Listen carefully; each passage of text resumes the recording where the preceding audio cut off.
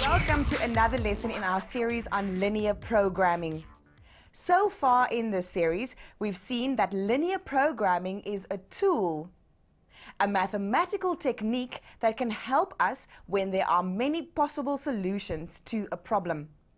It helps us to find the best solution from a range of possible solutions subject to constraints. We have also seen that the feasible region is the collection of possible solutions to a problem. We found the feasible region for a problem about time available for homework and for playing soccer. We did this by crossing off points on a grid that weren't possible until we were left with only the possible points. Now we are going to determine the feasible region for another problem, but we will find a more efficient way of doing this. By the end of the lesson, you should be able to determine the feasible region for a linear programming problem by crossing off points on a grid. Today I have MacGyver in studio with me. Hi everybody.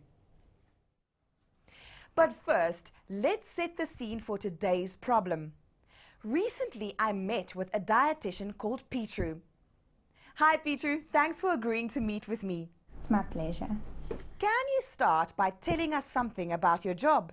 Well, we as dietitians like to help people to live healthy, and in order to do that, we need to make sure that we plan an eating plan for them that they can use every day, that they can apply to their daily lives.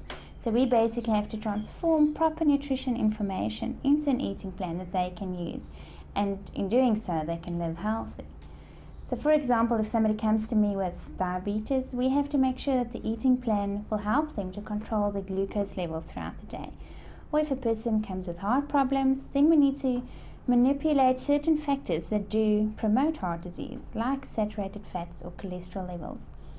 Or when somebody has got allergies, you need to take out the offensive foods out of the eating plan, but still be able to give them an eating plan that is balanced and that contains everything that they need to be healthy. Do you really develop a different solution for each patient? Absolutely. And there will be certain things that will be similar for people with the same conditions, but yes, you have to work out something for that person because everybody's different. How do you plan a person's ideal diet? Well, basically you have to find the nutrition solution that is best for that person's problem. So you have to take into account multiple factors to make sure that you've covered all the different aspects.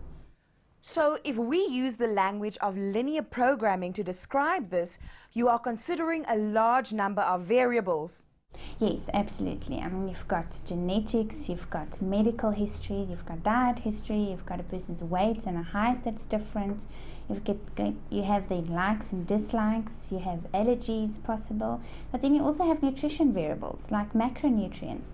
You have to look at the proteins, the carbohydrates, the fats, but also micronutrients like vitamins and minerals, and also the fiber content of the diet, and also certain calorie intakes. If a person, for example, needs to lose weight, you have to make the calorie intake a bit less. And if somebody wants to gain weight, obviously they have to take in more calories.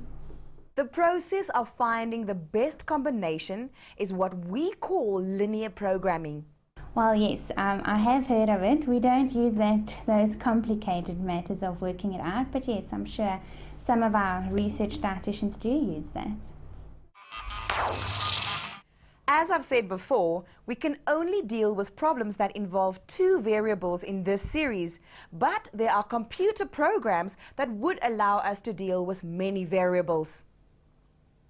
For this lesson, Let's suppose a dietitian is mixing two products together to make a nutritional supplement for one of her elderly patients. We'll call the two products Max Health and NutriFood. The dietitian has noted the patient's problems and has worked out that she needs a breakfast supplement with a minimum of 18 units of protein, 20 units of carbohydrates, and 12 units of fat per serving. This sounds like a huge amount for the patient, but the scoops are actually very small. Once the dietitian has worked out what the best mixture for the patient is, she packs it into daily servings that have the right amounts of proteins, carbohydrates, and fats in them. These sound like constraints for the problem. Yes, they are. The two products don't have exactly these amounts of protein, carbohydrates, and fats in them. Max Health contains 1 unit of protein, 2 units of carbohydrates, and 4 units of fats in every scoop. NutriFood contains 6 units of protein, 4 units of carbohydrates, and 1 unit of fat in every scoop. We also need to consider the cost of the products. Max Health costs 10 cents per scoop, and NutriFood costs 30 cents per scoop. This is all the information we need.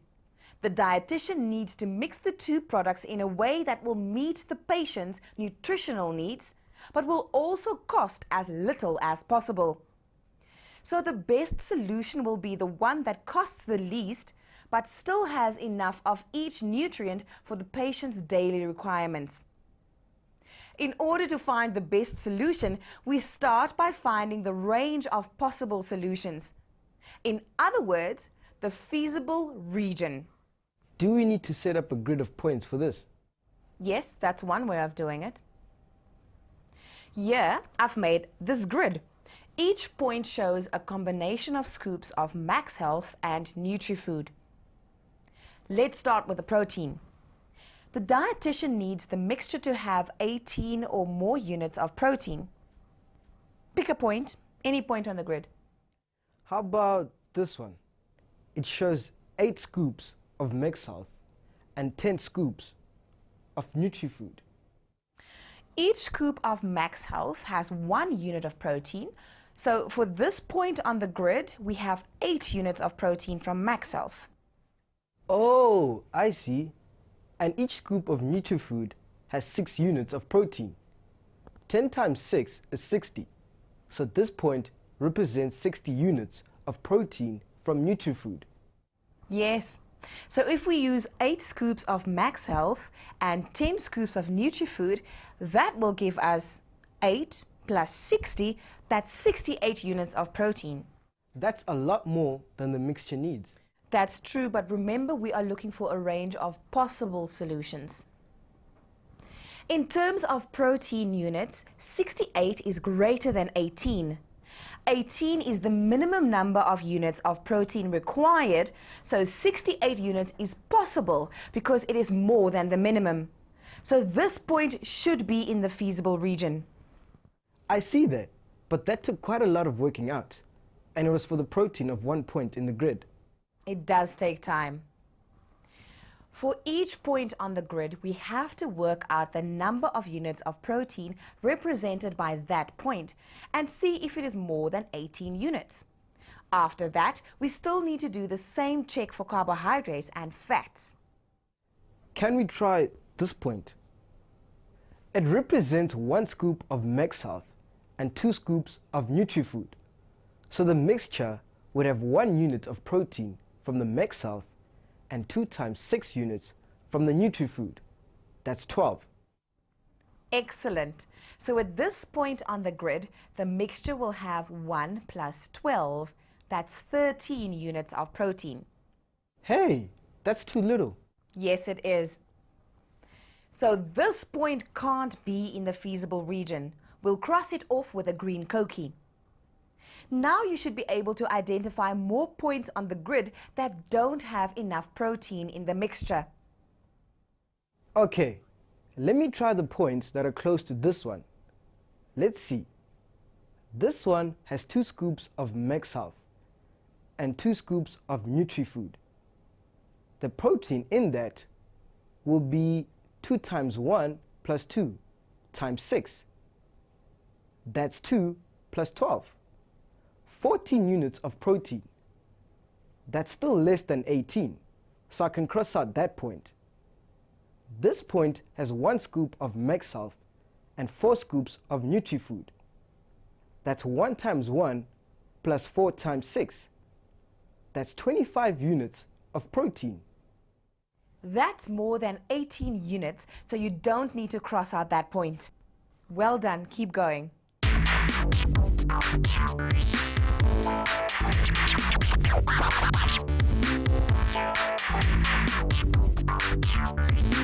Let me put in a key. The green crosses show not enough protein in the mixture. So now we've crossed off all the points that don't have enough protein in the mixture. Next, we'll need to consider the other constraints. The constraints for carbohydrates and the constraints for fat. I'll look at the fat units and you get on with the carbohydrates. I'll use yellow to cross off all the points that don't have enough fat. I'll use red. So I'm doing fat. Let me try this point. 2 scoops of Max Health and 3 scoops of Nutri-Food. Each scoop of Max Health has 4 units of fat and each scoop of Nutri-Food has 1 unit of fat. 2 times 4 is 8 and 1 times 3 is 3. So that's 11 units of fat. That's less than we need, so this point on the grid isn't possible. It can't be in the feasible region. Let me cross it out.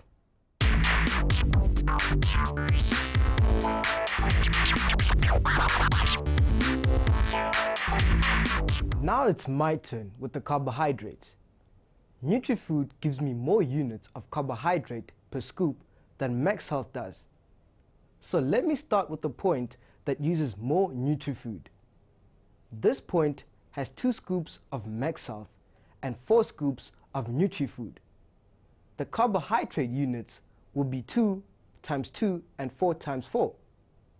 That's 4 plus 16, which is 20. Hey, that was a good guess.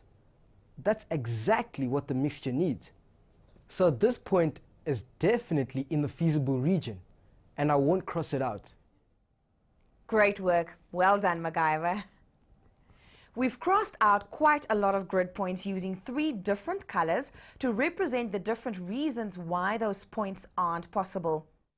That leaves us with lots of possible points in the feasible region. Yes, but some points represent a greater possibility than others. Let me explain. This point corresponds to 6 scoops of Max Health and 7 scoops of Nutri-Food. Together they give us 40 units of carbohydrates, 48 units of protein and 31 units of fat. That's much more than the minimum required by the patient. So it is possible to use this combination, but it isn't necessary to use this many scoops. We should be able to find a combination with fewer scoops. Here's a point that represents a better choice for the patient. It also satisfies the constraints, but it uses fewer scoops of each and so will cost less. So all the points in the feasible region are possible and fit the constraints, but some of the points are better options than others. This takes us to the next stage of linear programming, choosing the best of the possible solutions. In the next lesson, we'll develop a method to find the best solution. For now, I want to look at what we have done. We looked at every point on the grid and worked out whether it's in the feasible region or not. This method works, but it's not the shortest or most efficient way to do a linear programming problem. Do you see any useful patterns in the way the points on the grid have been crossed off? The points are kind of grouped together. It's like there are 2 parts of the grid, a part that is feasible and a part that isn't. See, like this line. It separates the combination of scoops that don't give enough carbohydrates from those that do. And this line separates the combination of scoops that don't give enough protein from those that do.